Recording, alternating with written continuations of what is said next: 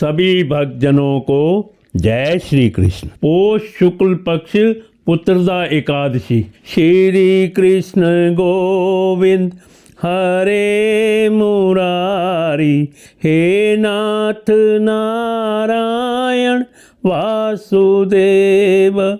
श्री कृष्ण गोविंद हरे मुरारी, हे नाथ नारायण वासुदेव। धर्मराज युधिष्ठिर ने पूछा, हे कृष्ण, अब आप पोष माह के व्रत के बारे में समझाइए।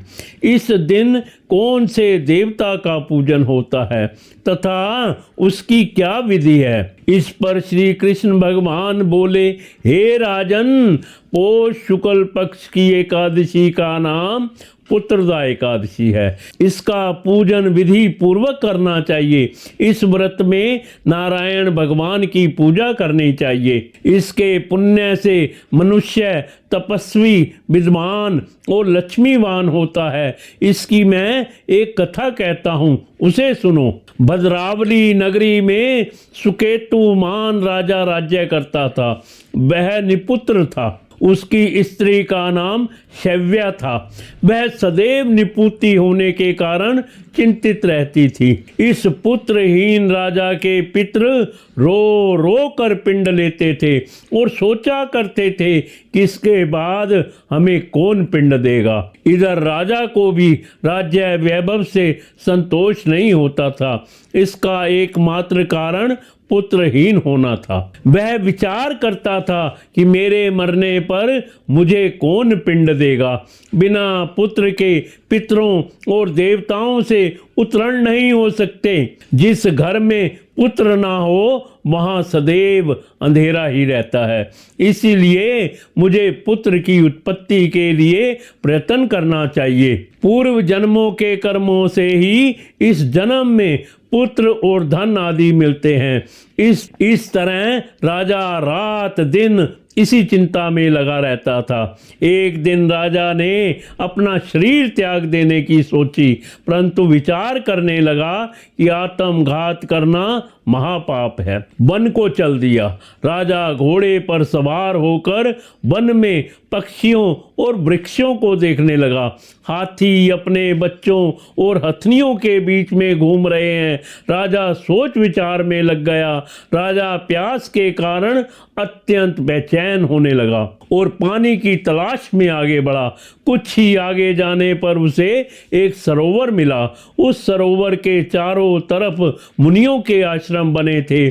उस समय राजा के दाहिने अंग फड़कने लगे। राजा मन में प्रसन्न होकर सरोवर के किनारे बैठे हुए मुनियों को देखकर घोड़े से उतरा और दंडवत करके उनके सन्मुख बैठ गया। राजा को देखकर मुनीश्वर बोले, हे राजन, हम तुमसे अत्यंत प्रसन्न हैं। तुम इस जगह क्यों आए हो, सो कहो। इस पर राजा ने उनसे पूछा, हे मुनीश्वरों, आप कौन हैं और किस लिए यहाँ आए हैं, सो कहो। मुनि बोले, हे राजन, आज पुत्र की इच्छा करने वाले को संतान देने वाली पुत्रदा एकादशी है। हम लोग विश्वदेव हैं और इस सरोवर पर स्नान करने आए हैं। इस पर राजा बोला, हे मुनीश्वर, मेरे भी कोई पुत्र नहीं है। यदि आप मुझ पर प्रसन्न हो तो एक पुत्र का वरदान दीजिए। मुनि बोले, हे राजन, आज पुत्रदा एकादशी है।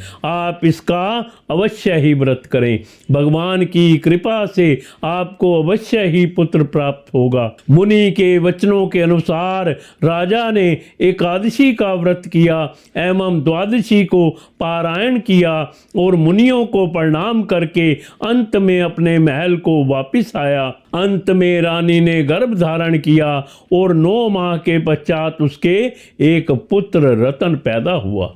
वह राजकुमार अंत में अत्यंत वीर, धनवान और यशस्वी और प्रजा पालक हुआ। भगवान श्री कृष्ण बोले, हे राजन, पुत्र प्राप्ति के लिए पुत्रदा एकादशी का व्रत करना चाहिए। जो मनुष्य इसका महात्म श्रवण व पठन करते हैं उनको स्वर्ग मिलता है। कथा सार पुत्र ना होना बड़ा ही दुखपूर्ण है, उससे भी दुखपूर्ण है पुत्र का कुपुत्र होना। अतः सर्व गुण संपन्न और सुपुत्र पाना दुर्लभ है। ऐसा पुत्र उन्हें ही प्राप्त होता है जिन्हें साधु जनों का आशीर्वाद प्राप्त हो तथा जिनके मन में ईश्वर की भक्ति हो। इस कलयुग में सुयोग्य पुत्र प्राप्ति का उत्तम साधन पुत्रदा एकादशी का व्रत ही है। पुत्रदा एकादशी व्रत कथा संपूर्ण।